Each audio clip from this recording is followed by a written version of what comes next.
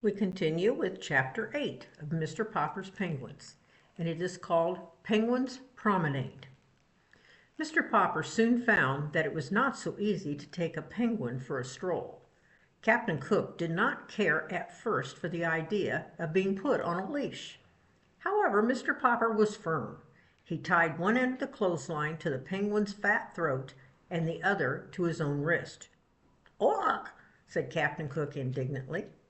Still, he was a very reasonable sort of bird, and when he saw that protesting did him no good, he recovered his customary dignity and decided to let Mr. Popper lead him. Mr. Popper put on his best Sunday derby, which is a hat, and opened the front door with Captain Cook waddling graciously beside him. "Gaw!" said the penguin, stopping at the edge of the porch to look down at the steps.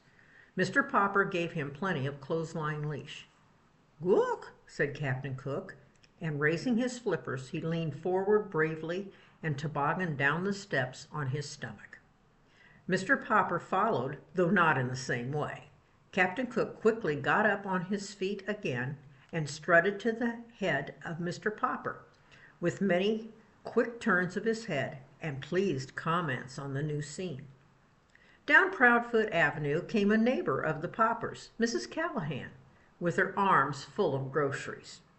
She stared in astonishment when she saw Captain Cook and Mr. Popper looking like a larger penguin himself in his black tailcoat. "Heaven have mercy on us!" she exclaimed, as the bird began to investigate the striped stockings under her house dress. "It isn't an owl, and it isn't a goose." "It isn't," said Mr. Popper, tipping his Sunday derby. "It's an Antarctic penguin, Mrs. Callahan." "Get away from me," said Mrs. Callahan to Captain Cook. "An anteater, is it?" "No, not an anteater," explained Mr. Popper. "Antarctic. It was sent to me from the South Pole." "Take your South Pole goose away from me at once," said Mrs. Callahan. Mr. Popper pulled obediently at the clothesline, while Captain Cook took a parting peck at Mrs. Callahan's striped stockings. "Heaven preserve us," said Mrs. Callahan. "I must stop in and see Mrs. Popper at once. I would never have believed it. I will be going now." "So will I," said Mr. Popper, as Captain Cook dragged him off down the street. The next stop was at the drugstore, at the corner of Proudfoot Avenue and Main Street. Here Captain Cook insisted on looking over the window display, which consisted of several open packages of shiny white boric crystals. These he evidently mistook for polar snow, for he began to peck at the window vigorously. Suddenly a car wheeled to the near-by curb with a shriek of its brakes, and two young men sprang out, one of them bearing a camera. "This must be it," said the first young man to the other. "It's them, all right," said the second young man. The cameraman set up his tripod on the sidewalk. By the time a small crowd had gathered around, and two men in white coats had even come out of the drugstore to watch. Captain Cook, however, was still too much interested in the window exhibits to bother to turn around. "You're Mr. Popper of 432 Proudfoot Avenue, aren't you?" asked the second young man, pulling a notebook out of his pocket. "Yes," said Mr. Popper, realizing that his picture was about to be taken for the newspaper. The two young men had, as a matter of fact, heard about the strange bird from the policeman, and had been on their way to the Popper house to get an interview when they saw Captain Cook.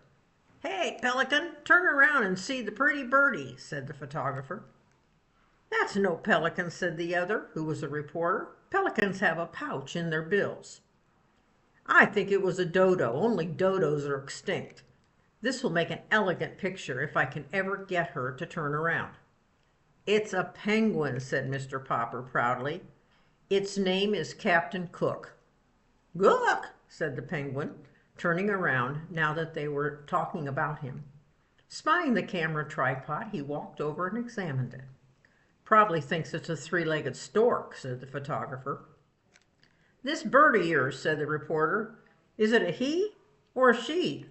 The public will want to know." Mr. Popper hesitated. "Well, I call it Captain Cook." "That makes it a he," said the reporter, writing rapidly in his notebook. Still curious, Captain Cook started walking around and round the tripod, till the clothesline, the penguin, Mr. Popper, and the tripod were all tangled up. At the advice of one of the bystanders, the tangle was finally straightened out by Mr. Popper's walking around the tripod 3 times in the opposite direction. At last Captain Cook, standing still beside Mr. Popper, consented to pose. Mr. Popper straightened his tie, and the cameraman snapped the picture. Captain Cook shut his eyes, and this is the way his picture appeared later in all the newspapers. "One last question," said the reporter. "Where did you get your strange pet?" "From Admiral Drake, the South Pole explorer. He sent him to me for a present." "Yeah," said the reporter. "Anyway, that's a good story." The 2 young men jumped into their car. Mr. Popper and Captain Cook continued their walk with quite a crowd following and asking questions. The crowd was getting so thick that in order to escape, Mr. Popper led Captain Cook into a barber shop. The man who kept the barber shop had, up to this time, been a very good friend of Mr. Popper's.